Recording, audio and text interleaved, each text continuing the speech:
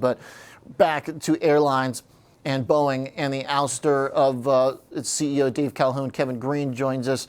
All right, so the CEO's not leaving yet, KG, but there is some immediate shakeup. Take us through here for those who are catching up. Yeah, definitely. So Dave Calhoun will actually be leaving at the end of 2024. So he still has some time here. And then obviously it does kind of make sense, Oliver, as they're trying to get the Spirit Aerosystems deal done. You may not want to see a shakeup at the CEO position until that deal is done at this point in time. We also have Larry Kellner, which is chairman of the board for Boeing. He will be stepping down and resigning from the board at Boeing's annual meeting in May. And then we also have Steve Mellencamp, who will be the new chairman of the board here. And then last but not least, we have Stan Deal, who is the president and CEO of Boeing Commercial Airplanes. He will be leaving the company immediately. And then Stephanie Pope, who was actually recently appointed as Boeing's chief operating officer, will take over his position. So definitely the shakeup is real, to say the least. Now, if you actually look at it, there was a nice little pop earlier in the session, up to around $197. That's pretty much faded. It's still up about 1% in the session here today, but I think the market's really still trying to digest how is this going to actually impact Boeing moving forward? How is the relationship between them and the FAA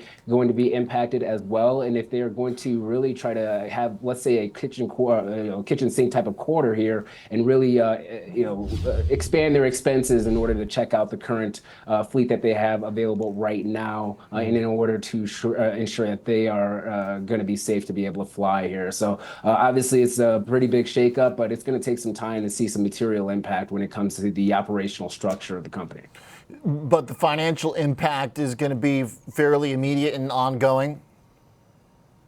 Oh, yeah, for sure. I mean, obviously, we don't know the packages for these individuals at this point in time. It does seem like they are going to double down and continue to work with their partners to ensure that their current fleet that's in operation right now is safe and sound. That's obviously going to cost a fair amount of money here. And then looking at the Spirit Aerosystems acquisition, how much is that going to really cost? There should be some fundamental synergies on the back end of that. So even though we have this kind of announcement here, Oliver, there's a couple of things that do overlap where they will be able to save some money.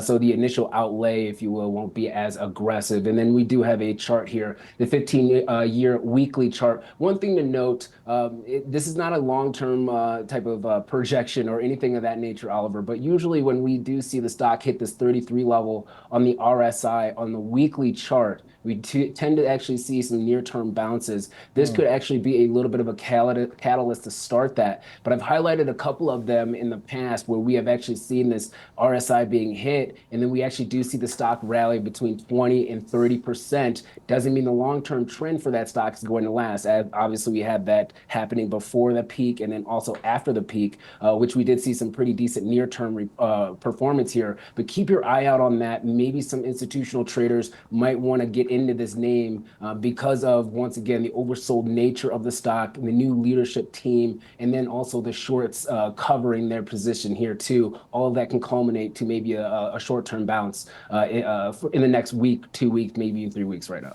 Okay, so in this case, a near oversold RSI actually being sort of a counter indicator in a way in the past.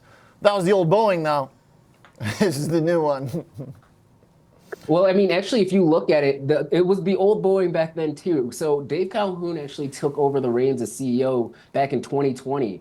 Before that, we actually did have some issues when it came to 747 Maxes, where they had 2 flights that were pretty fatal when it came to crashes as well, which is why he actually took over the CEO position. So this is not the first time that we've seen those technicals actually matching up with some of the fundamentals and issues that we've had with Boeing over the past. So that's one thing to kind of note. So I would say, yeah, maybe a new Boeing in a sense, but we've seen these whole issues over the last 10 years, even 20 years when you're looking at the stock. It seems like it just comes in waves, but the technical structure does hold up for, once again, a near-term 2 week, 3 week, maybe even a 4 week rally before the stock really starts to try to find its footing either to the upside or downside. Okay, all right, nice.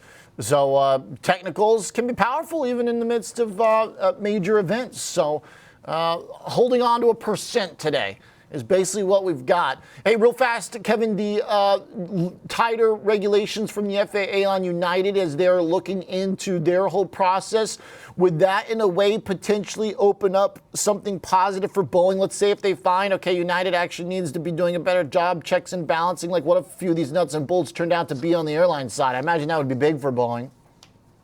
I think it would, but it does appear that Dave Calhoun's really trying to take all of the responsibility here. I mean, let's call it how it is, Oliver. He's the fall guy at this point in time. So it would make sense that he would still take responsibility, even if it is on the airlines for certain issues. And so they can kind of just wash this away, have their mea culpa moment, and then kind of move forward here. So yeah. Maybe there's going to be a small, glimmer of hope if they do find that maybe there's some structural issues from Alaska Air or United. Well, but at the end of the day, it seems like Boeing's really trying to take the responsibility overall, and hopefully it's going to move forward. And you talk about the FAA and the increased regulations. That's also going to increase operating expenses as well. So no doubt we will see an impact when it comes to margins, but I think the goodwill and this action that's being taken right now might be something that will satisfy the FAA and then also satisfy investors here in the near term. All right, thanks a lot. Good details here. And I like the chart work as well. Add that into our analysis. Thanks, Kevin Green. All right, so we'll watch Boeing, but the share's now only up 1%. Keep an eye if that keeps fading.